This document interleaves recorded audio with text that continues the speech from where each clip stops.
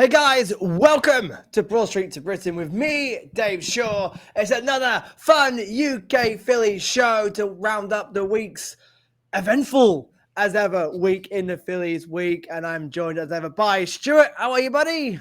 I'm actually not too bad because instead of getting to watch the horrible ending to the game last night, I was at the cinema. Probably the only person who goes to the cinema these days, but I went to see the new Twisters film and it was sick. Yeah. So that was a lot better than the Twins game last night. How many Rotten Tomatoes for the new Twister film, Stuart? I would say that's got to be like a good 90%, 99%. Really? That high? It's like proper. It's the most fun I've had in the cinema since Top Gun Maverick. Let's forget the Phils. Let's talk Twister now. Well, wait. Stuart, the really important question is: did you see it in 40x? I did. That is why you enjoyed it so much, because I also saw it in 40x and it rocked. Yes, it was missing out. Awesome. Oh, Dave, you got to go. You're definitely. I mean, it's like a $20 ticket, but like you'll love it anyway. Like it was so fun. The theater was loving it. I had such a good time. That's my weekend sorted. Forget the Phillies Guardians. I'm all about Twister now. After you watch it, you're gonna end up listening to country music all week. That's what happened with me. So and I hate country music. Country on. Yep. Alex, don't admit that on the pods. I said I hate it. I'll admit that. I will admit it proudly. I'm not a big country music fan, but I was after Twisters. Oh, come on. There you go. Look, Twister's doing wonders to people. I think it was like $800,000 behind Oppenheimer for. Well, listen, we were a soccer podcast the last 3 weeks, and now we're a film podcast this week, so I think it's fitting. and I'm sure next week will be an Olympic podcast. Oh yeah, next week during the trade deadline, we'll surely be talking about the Olympics. Absolutely, and because I can't wait for the Olympics to start in tomorrow. Me neither, actually. It'd be a nice little distraction to watch during the day. I was watching for the basketball. I'm curious to see the basketball. So. The 3-on-3, the 3-on-3 basketball, is that the rules? Is it? There's no stuff 5v5. It's feet. So there's like difference between like FIBA. So they use FIBA rules, which is slightly different to NBA. But they'll still have like LeBron James, Steph Curry, and Joel Embiid from the Philly for all your Sixers fans as well. There we go. There's one to watch. Hey, Alex, how are you, buddy? I'm well, Dave. I'm very, very good, actually. I'm having a great week. You know, really not having a great week for the Phillies, but no. I'm trying to delay this. Into this. Well. But Spencer hit the nail on the head last week, I think. Slow start, and I think they definitely have their eyes on the future. It certainly feels that way. I mean, that is what Rob Thompson's, and I know we're going to get into this, but Rob Thompson's use of who am I thinking of? Oh my gosh. Soto? Gregory Soto. Oh my goodness. His usage of Gregory Soto this week kind of well, Alex, that is in capital letters, Topper's bullpen use. Yeah, weird. We will dive into that. Hey, before we get into that, see a no-hitter today? Dylan Cease? Yeah, Dylan Cease. Did he? I mean, it's about time. He's so filthy. And the Padres are on a bit of a run right now. I don't think they're going to catch the Dodgers, but they're making a run for the Braves in the playoffs. What's happened there? Hey, I said it. I said I could see the Braves missing out completely in the postseason.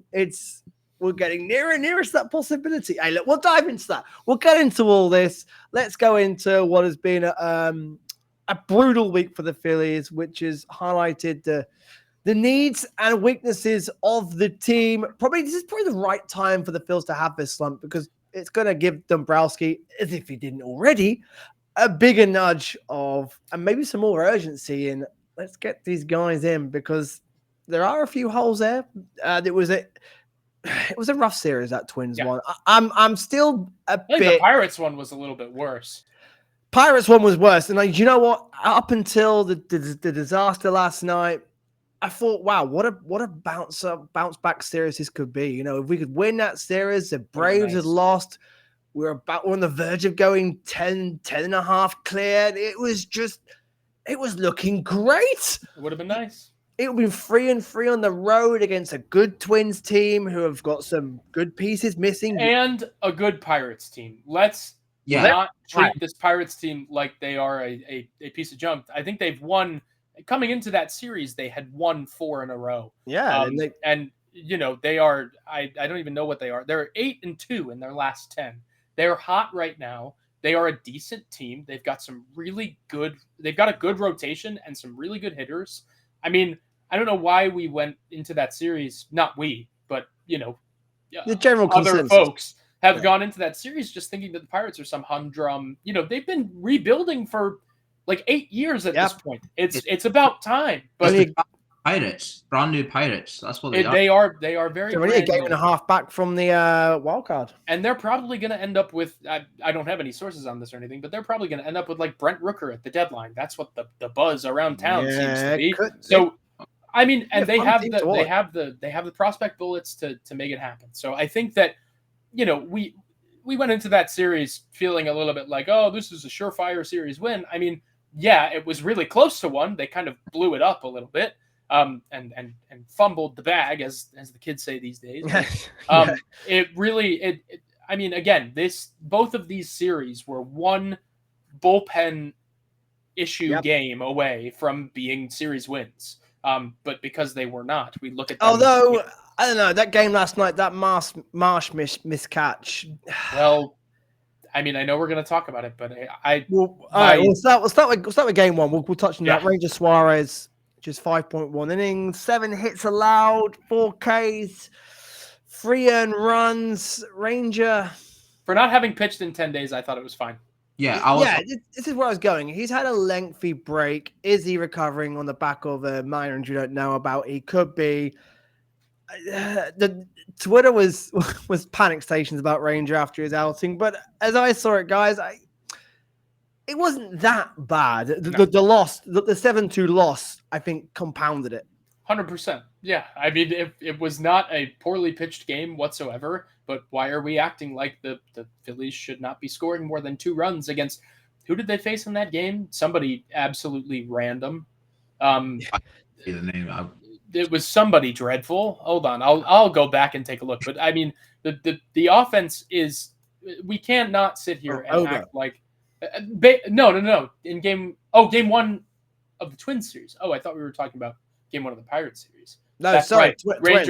Ranger did pitch game 1 of the Twins series. That is true. I don't know why I assumed Pirates. Anyway, Bailey Ober's good. Bailey Ober's fine. But Bailey Ober also, you should not be letting Bailey Ober get into. He already has a shutout this year, but like you should not be letting him get into the 7th inning. It is not. It is not the fault of Ranger Suarez that the Phillies can only muster 2 runs. Now, 4 hits. The Twins bullpen is outstanding. The Twins bullpen is unbelievable, actually. But you should not be just mustering 2 runs against somebody like Bailey Ober, who a lot of people saw as a guy that could take a big step forward this year. He hasn't. You should be able to. Which is why that game 2 win was fantastic against Duran. We got the Duran.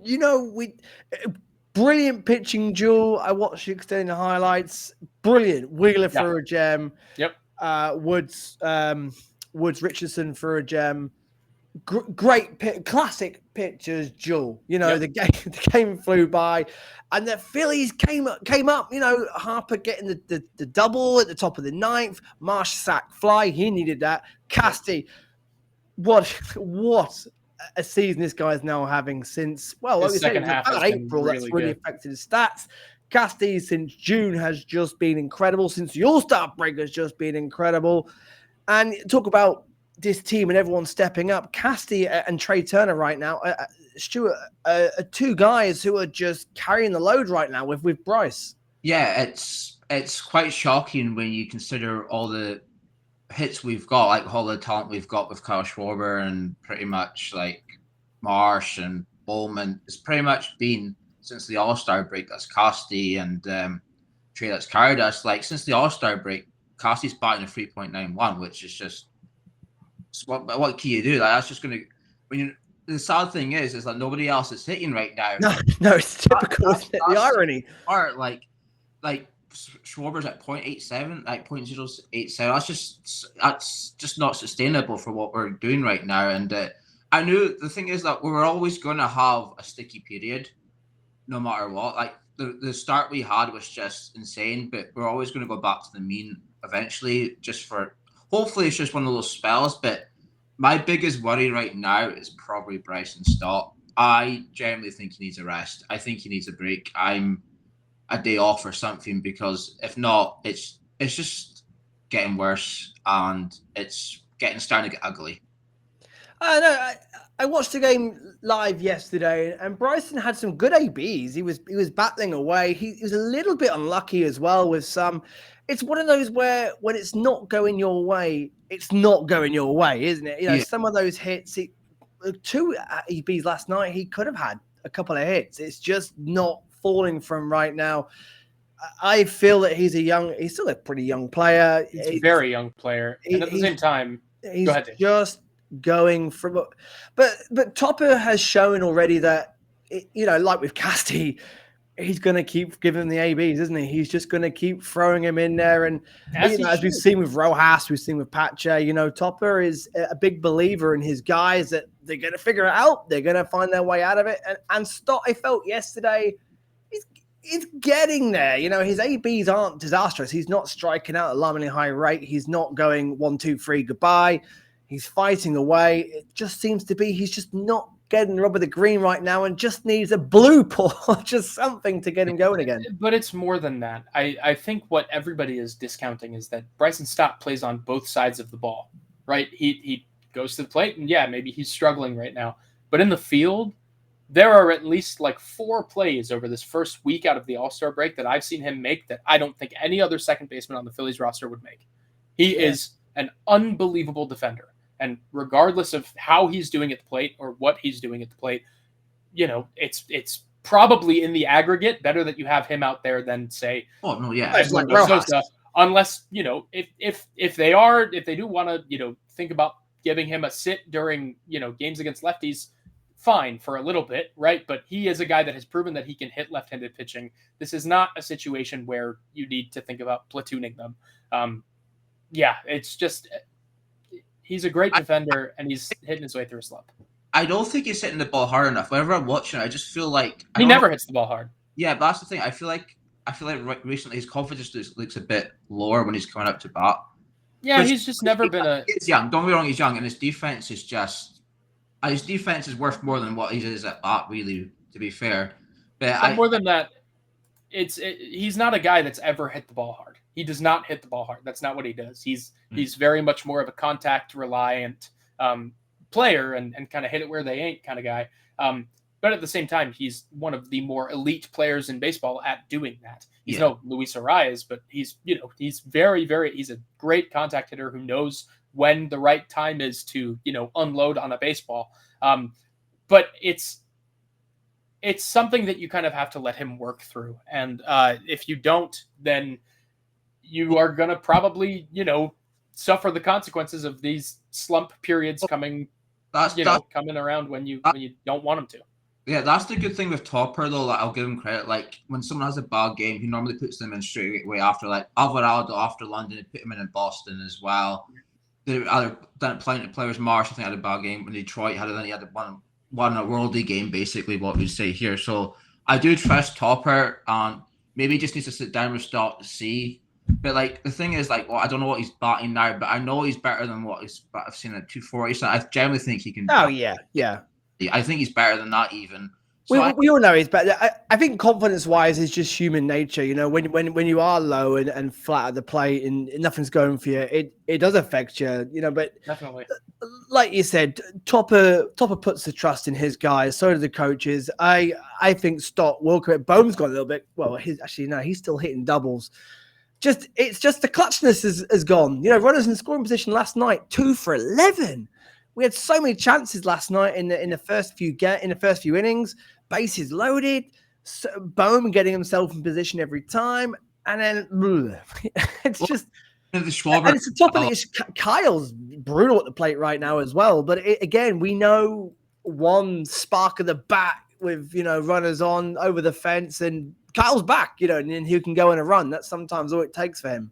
Well, I think they just need a spark, which is luckily we're going to go to topic soon. But I think a fresh face coming in or a new bat could relight the spark. It's just I feel like it's that time of the season where after the All-Star break they're probably thinking, which they shouldn't do, but they're probably thinking more ahead postseason now and stuff like that. But obviously you got to get there first, and you want to get automatic. You want to be top, So I feel we were so close, which is why I'm still a bit about last night's game, because if we had won that, and Marsh's error came to be, well, it was an error, miscatch, wasn't an error, but should have really if he's fully healthy, probably he maybe would have caught the ball. If he's injured, why was he in there in the first place? Definitely would have caught that ball if it's cost us, and something going on.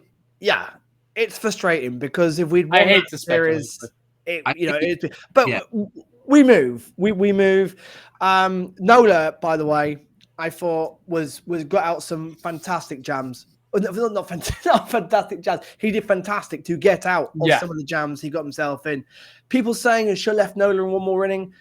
I don't think so. He pitched 6 innings. Pitch count, he probably still could have gone on one more with pitch count, but he had some heavy innings. He had high stress innings. Had to battle to get himself out those, and just allowing 1 run with the 6 hits and 3 walks allowed, bases loaded.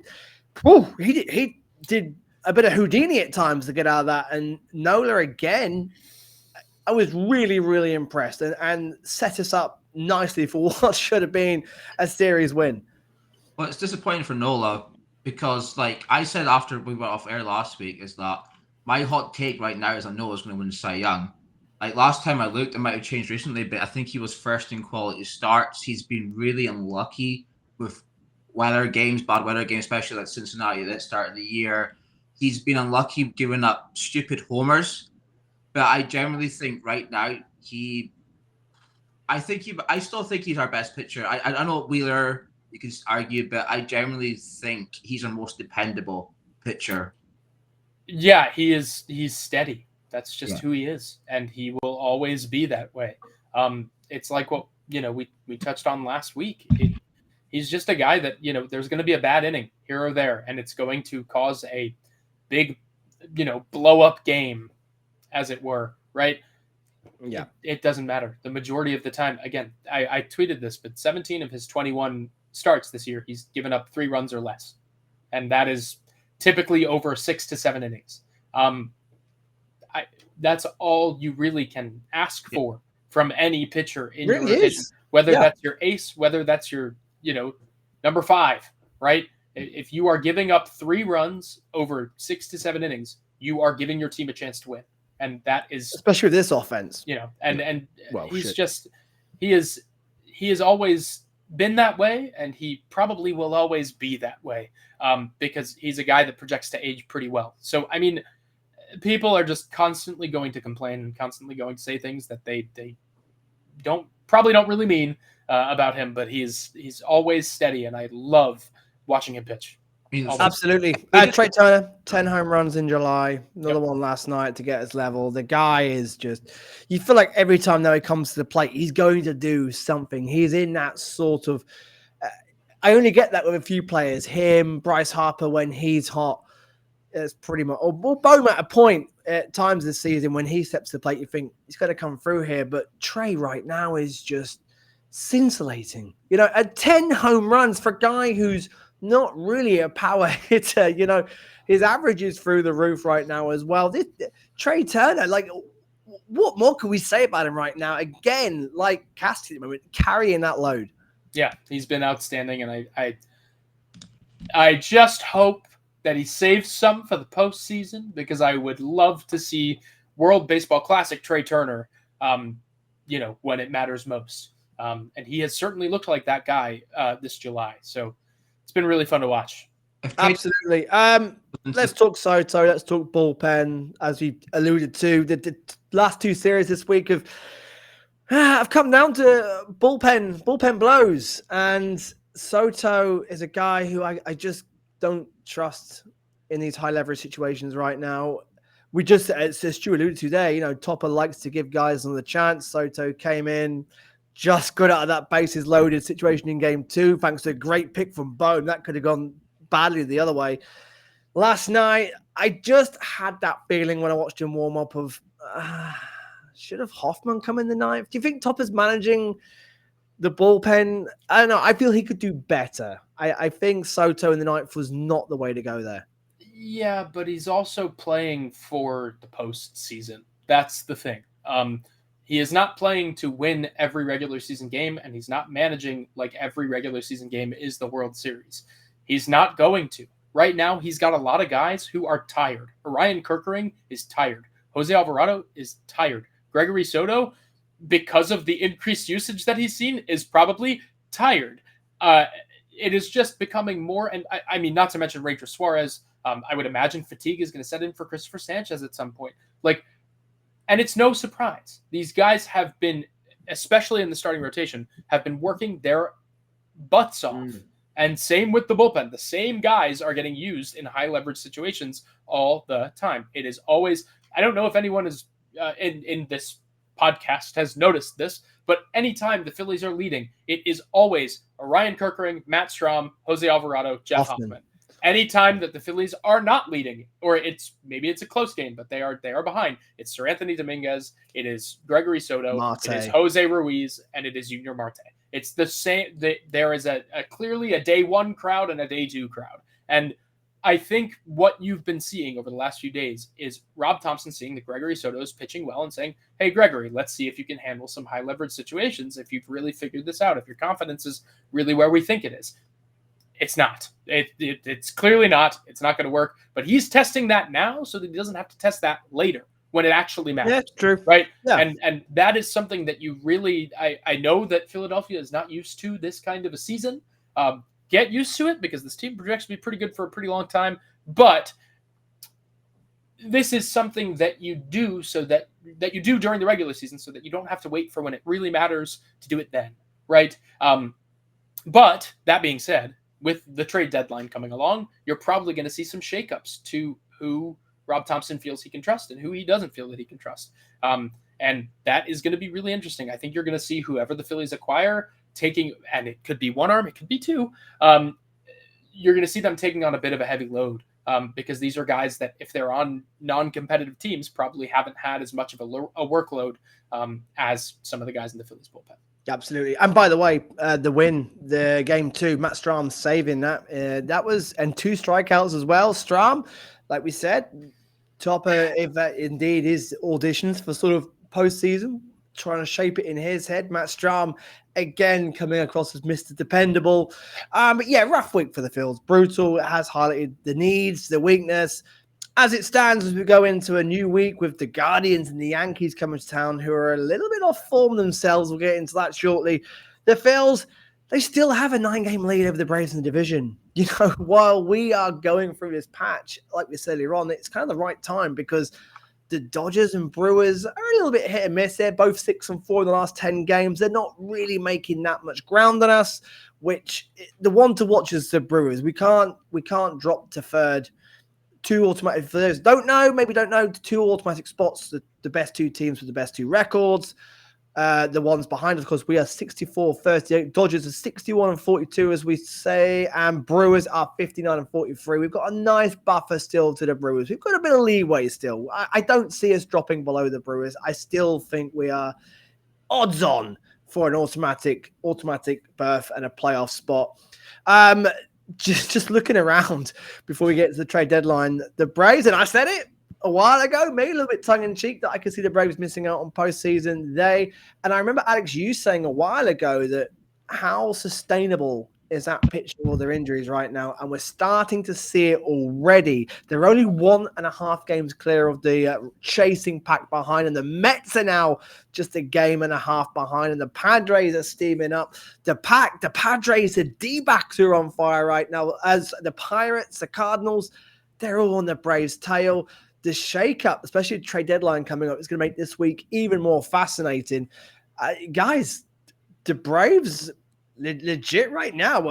What do you think they do at trade deadlines? With so many injuries now, do you think they really go all out to try and patch it up? Or do you think the Braves may go, not this year? They're not going to do that. But It is very interesting. First of all, to further address something that you mentioned earlier, I don't know why all of Phillies Twitter is still apparently is acting like the Phillies still don't have the best record in baseball. I don't know why that is a thing that we've decided to just kind of forget. But also, I mean, looking around the league, the Orioles, the Yankees, all the best teams in baseball are ice cold right now.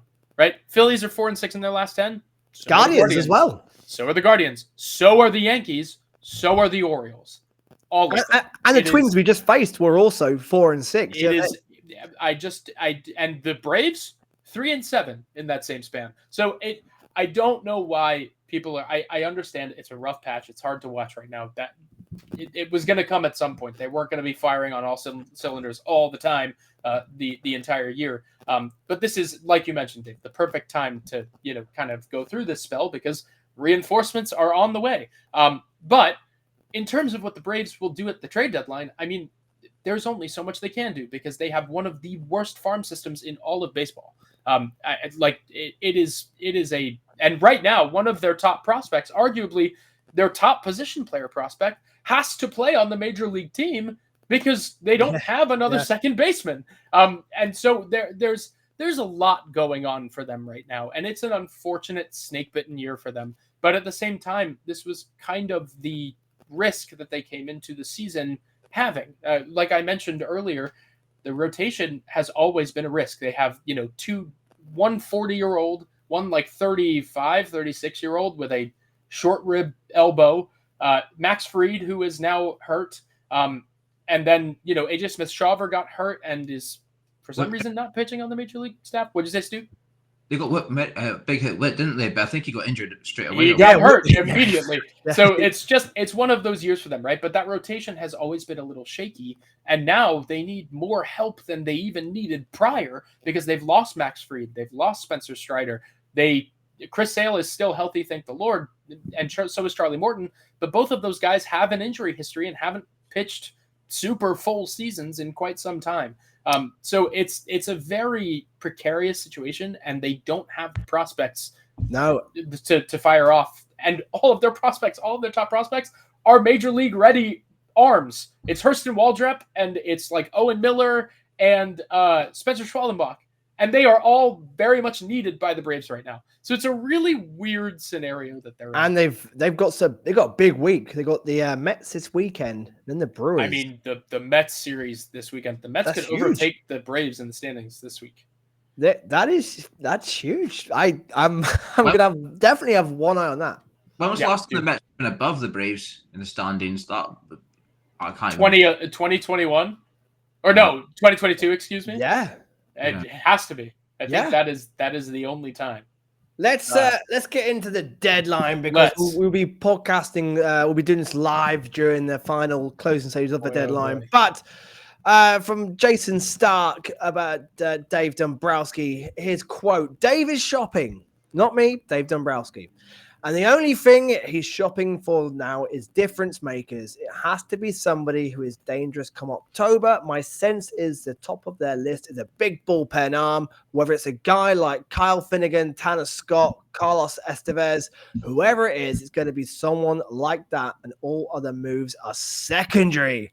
Well, that gets the juices flowing.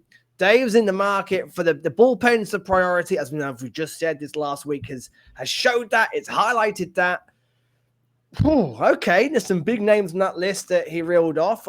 Realistically, there's no point saying too much about this because we don't know. The Phils are very, here it is, as soon as it's announced. But out of those, Alex, Stuart, who in terms of bullpen arms, of course, Mr. Miller's off the list. He's now on the injury list, so he's not available.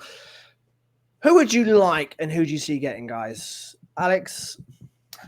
Well, I think it's going to be really interesting. I think it very much depends if it's one arm or two. I think that at this rate, given how the bullpen is clearly fatiguing, I think they're going to go ahead and grab two arms. It's just a hunch, but I know they want to ride with a 6-man rotation at some point. That grabbing 2 arms without, and one maybe without options, makes that a little bit difficult. I have a feeling they'll be able to maneuver it so that they can avoid, incurring any kind of surprise DFA or something like that. So I do think 2 arms would be probably their ideal. And I think of the arms mentioned, I mean, without saying anything that I shouldn't say, I think that there is probably a lot of expectation around somebody like Kyle Finnegan right now. There's been a lot of buzz about him in the Phillies zeitgeist. And, a package of him and Lane Thomas does definitely make a lot of sense. I like Finnegan. I think, Finnegan has improved every year. He has, now added like 3 miles on his fastball since like 3 years That's ago. Huge. He is a big spike. He's an anomaly. He was like a very normie guy, and then just became, I don't know, the Nationals closer out of nowhere, and has done quite well. He's just bettered himself every year. I like that. I think that let's jump in there, Alex. Kyle Finnegan, 2.32 ERA, 42.2 innings pitched, 44 strikeouts. His saves in the last 7 games alone, he's got 5 saves. Yep. Yeah, he is definitely he's the go-to guy in the Nationals bullpen, especially now that Hunter Harvey's gone. Throws a great splitter. The Phillies don't really have a guy that, spams a splitter outside of, Jeff Hoffman, but even then, Jeff Hoffman only really throws it to lefties. So I like Kyle Finnegan. 28 saves this season already. That's dependable. I don't think that he'll be the Phillies closer, and I think he's due for a little regression, but he is definitely a guy that you can kind of count on to lift some weight here. So that is definitely a guy that I would keep an eye on. He's been good this year. The numbers on paper are good. Peripherals are a little questionable, but, he's doing well. So it could be a sort of like we did with the Angels with the Syndergaard Marsh sort of trade. That wasn't the same trade. I think that I mean, like it was just, Yeah, and this would be what's great is that both Lane Thomas and Kyle Finnegan both have an extra year of control.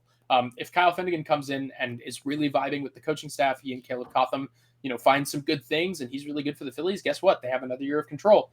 If he's not great, maybe you non-tender, or you consider maybe trading him somewhere else that is going to pay him the price tag that he has on him, something like that. But it gives the Phillies an option, right? And Lane Thomas, in that same vein, maybe they don't want to pay that arbitration tag unless they really like the way that things worked out.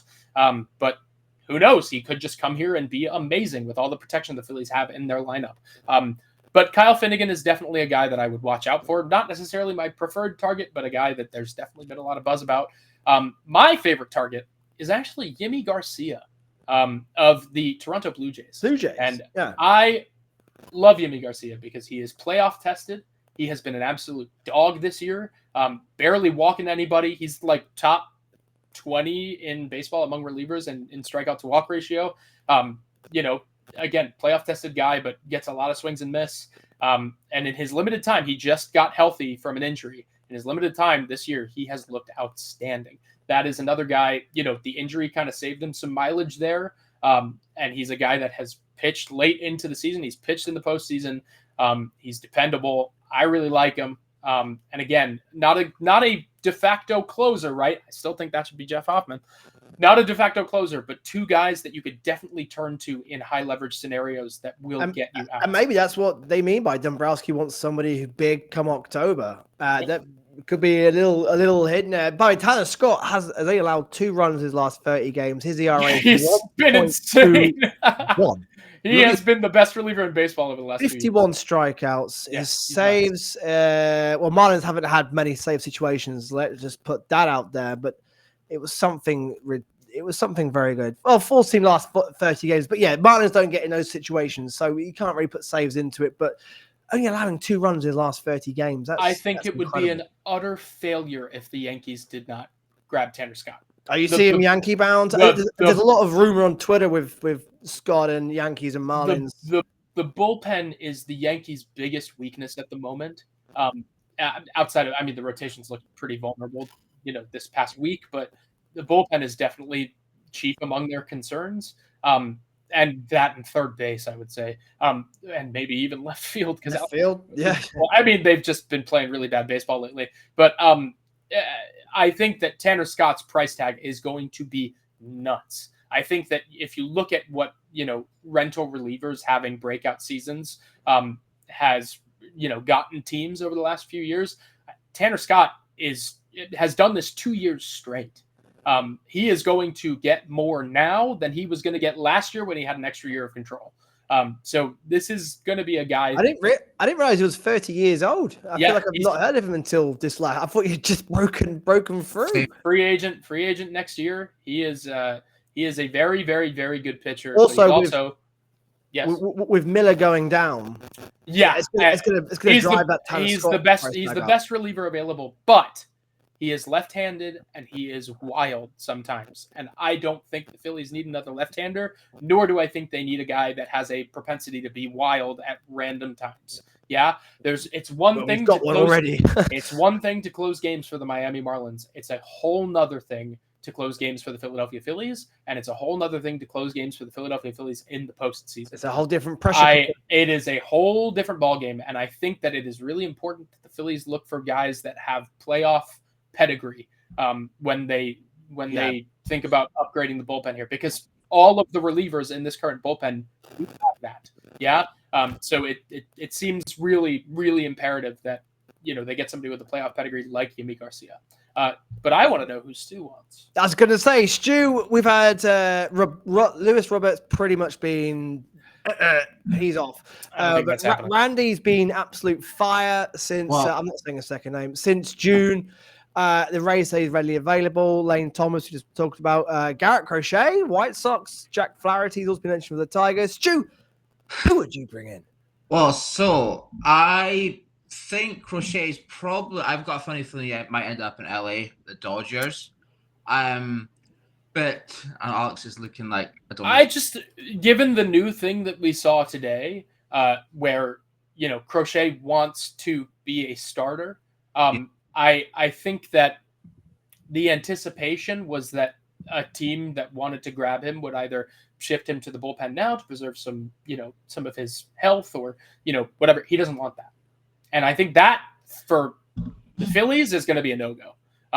For the Dodgers, maybe. Who's to say? I mean, they are, I guess, good at rehabilitating injuries, but they are also really good at causing them. So yeah, I don't. Kershaw, Glasnow, Buehler, all just returning now, aren't they? I mean, I don't even know if they're close. Mookie will be Buxton as well, hitting for them. But no, so I looked at all the rumors about all the teams that have been scouted. Obviously, the farm system and stuff like that, which is Detroit, Miami, Toronto, Tampa, Texas, and I'm sure there's probably tons of others as well. I think everyone's watching everyone. Realistically, who I want and who I think we'll get is probably a bit different as well, like Alex says. I think there's probably some smoke to this Kyle Finnegan and Lane Thomas thing. I think that might be what it's going to be. But who I want is, I'm not going to try and say his second name, but it's Randy. He's very Randy. Rosarena. I'm going to go, I think, just because he's got playoff experience. He's very clutch. He's been hot as hell recently. Yeah. I generally think he might be a good fit for the clubhouse as well. I would think he would love to play postseason as well. I think he lives for that. I think that's what he's looking for. I just think he would probably, with the way we go with batting and stuff, I think he would probably be the best fit as well. So I don't know what Alex thinks about that. Yeah, Randy Rosarena. Yeah, you did it. For our own sake, for my Scottish sake and Dave's Brighton or wherever he is sake, every time he hits, it would be, and we're having a drinking game, it would be insane. It would. Fun. Randy's hitting last 30 games, 2.87 on average. What's his 15 RBIs, 6 home runs. What's the defense like, Alex? Quite importantly, terrible. Unfortunately, it is terrible. Really, there is. So he has a propensity to make some flashy plays, which is really, I mean, he made some great plays during the World Baseball Classic. I don't know how he grades out so poorly. He's really fast. I guess he doesn't get great reads on balls. But it's bad, and his arm's poor, unfortunately. So basically, all the available sort of every single the defense one, and all of them, except for Taylor Ward, which is I. But then you go and you're with the bat, though, aren't you? That's his peripherals are easily the best of anybody available. Unfortunately, he's just been dead cold at the plate lately. So I mean, it's unfortunate. It's a tough one. It's a tough one for Dombrowski. Like, we need the upgrade. We need something there in the outfield for depth. But what do you do? It's hard. It's a challenge. But the interesting thing is, with Arozarena, he rises to the occasion every time. He is one of those guys that just has that inherent ability to match the moment. He did it in the World Baseball Classic. He does it, whenever the Rays make it to the postseason. He's that guy a lot of the time. And that is something that it's intangible, sure, but you also can't teach it. What's his contract, Alex? What'd you say? What's his contract? Is he? He's in arbitration, so he is actually a very interesting guy because he, I believe, has 2 years of control left past this year, and he is owed a significant arbitration price tag, which everybody knows the Rays hate. The Rays absolutely despise paying high arbitration numbers. So it stands to reason. I mean, there were already rumors this past offseason that he was going to get dealt. I'm not sure whether or not the Phillies were inquiring there, but I do know that, this is something that teams are aware of and that teams will try to exploit. He's owed $8 million this year, and that only goes up by at least like 1.5 times next year and the year following.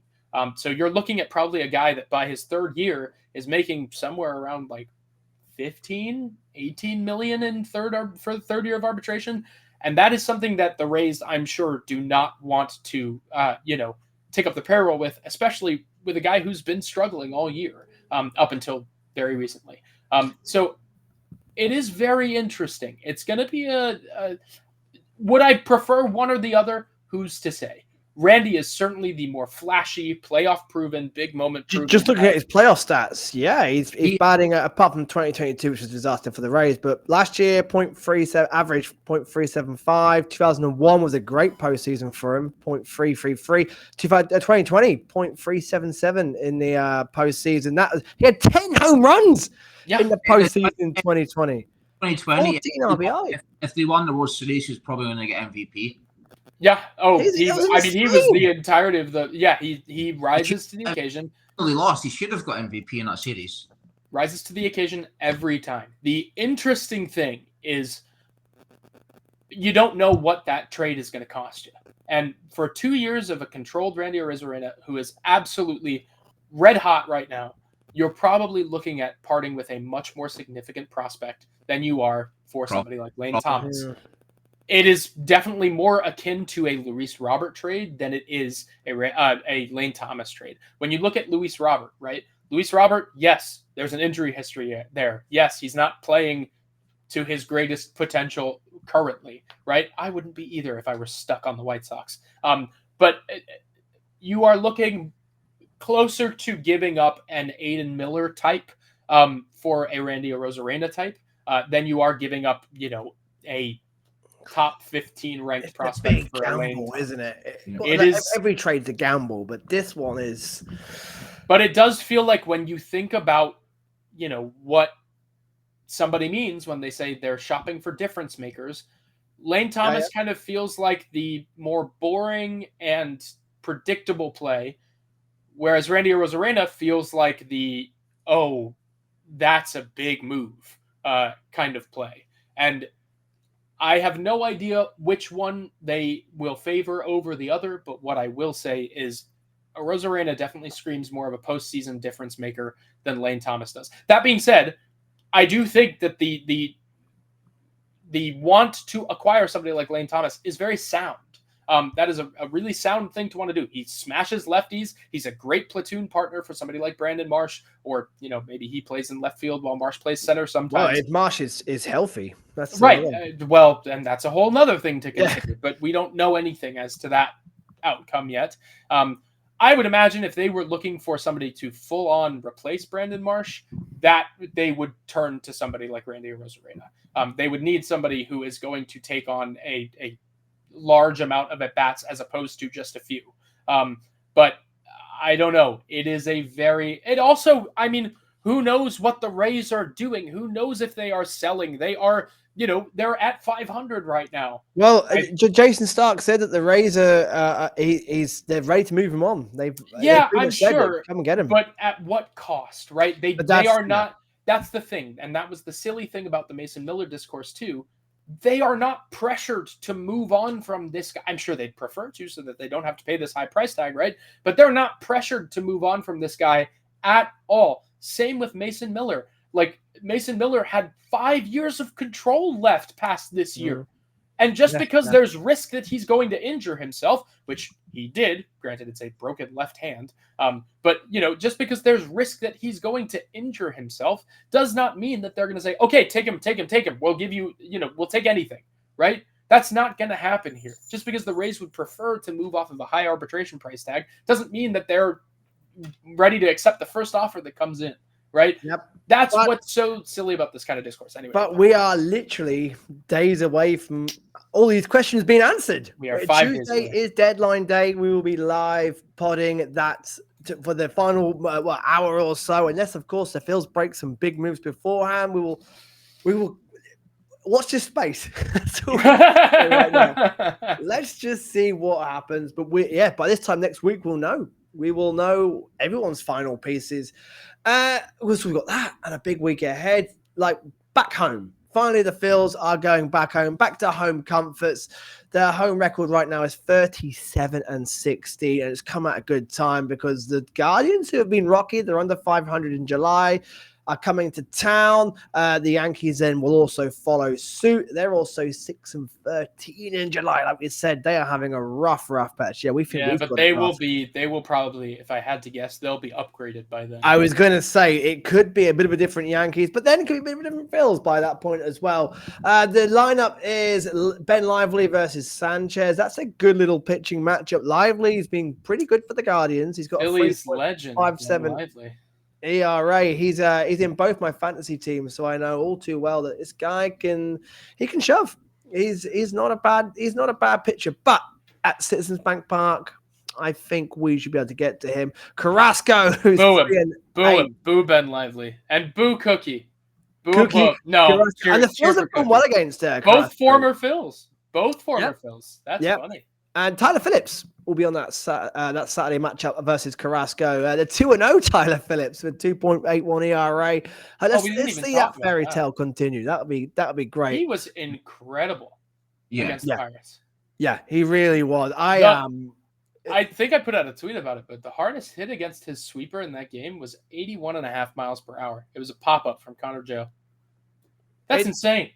Tyler Phillips could be, and I don't want to get too ahead of ourselves with Tyler, and let's keep the pressure off the guy. He's had a great 2 games, but this guy potentially could be a real magic find. And so happy for him. He's done way better than I expected, and whatever he does now, he's honestly exceeded my expectations. So he's living a fairy tale dream. Let's just let him have fun and ride with it.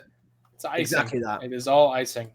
And then Curry, who also is having not the best of seasons, 0-2, 4.98 ERA. But he is just swerve. I think he's just come up, hasn't he? Or just Davion Curry he's a prospect. He's he pitched a lot last year, and I believe he pitched well last year. But he's struggling this year. I mean, the Guardians do this all the time, where they just kind of put a rotation together out of guys that you probably have never heard of or pitching prospects. Unfortunately, many of their prospects are hurt right now, but they do this all the time.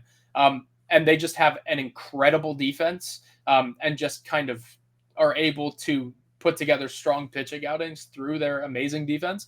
But the Phillies, if they come back with bats alive, should destroy Ben Lively is overperforming. Having watched like 8 years of Ben Lively as a prospect and then as a major league struggle bus, I know he's kind of picked up some new tricks, but they should crush him. I am happy to take a big loss in points for my fantasy team for they the should to blow him up. Crush Carlos Carrasco.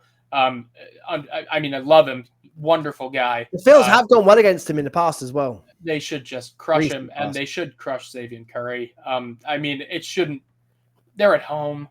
The guys are back home. They might get some, new energy from an acquisition or two. Like Sanchez's record at home is insane as well. They should not lose. Just gonna say, Sanchez at home has been lights out, outstanding, and it's also City Connect nights, so they'll be back in a City Connects. Of course, last time Sanchez wore that, he got the shutout. So the complete game shutout. So it's. I really do feel that bit of a statement bounce back from the Phils coming up this weekend. I can feel it. And then the Yankees are in disarray, but it could be a complete different Yankees coming to town. I'm really looking forward to this week's game, both series. I'm really looking forward to it. At the bank, big atmosphere, big energy. The fans are going to bring it as always.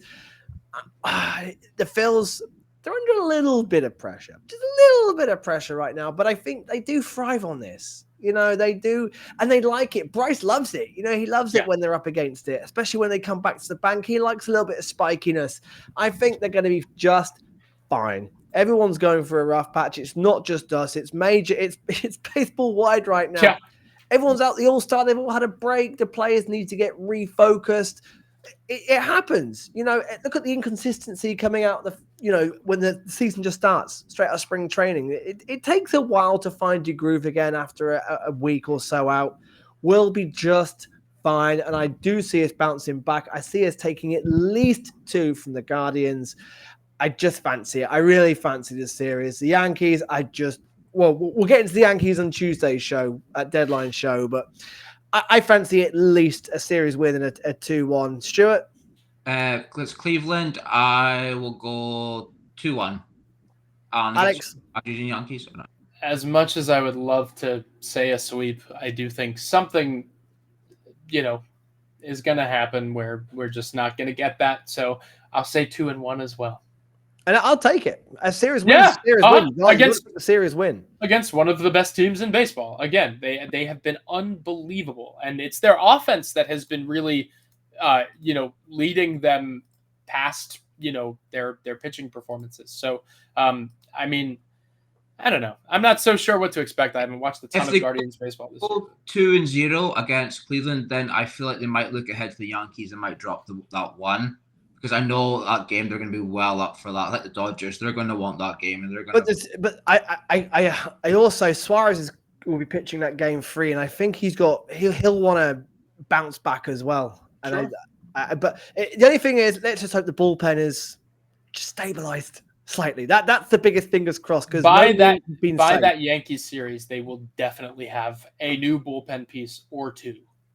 So I think that is It's inevitable that they will add some talent. Plus, JT back, I think it will just take some time to probably adjust as well. I think it'll be fine. I think it will be fine. Yeah, I think we will be back on track. So that's the week of the Phillies. We have covered it. We will be back on Tuesday for the trade deadline special, unless of course the Phils do make some big moves, and we will try and do a special pod, a little short mini pod to discuss that. But huge week ahead, not just for the game, but for the trade deadline as well. It could be a bit of a defining week. If the Phils do make those big trades, get them in. We do beat the Guardians, do beat the Yankees. You know what? Let's just see what happens. The Phils, the last couple of years, have gone on a bit of a roll the second half of the season. Let's hope this week is that time of the season where the Phils can turn it around. As ever, guys, thank you for watching on YouTube. Thank you for listening to the podcast. From me, Dave Shaw, it is Ring the Bell. From Stuart. Always ring the bell. And Alex. Ring the bell, Dave. Let's go. See you soon, guys.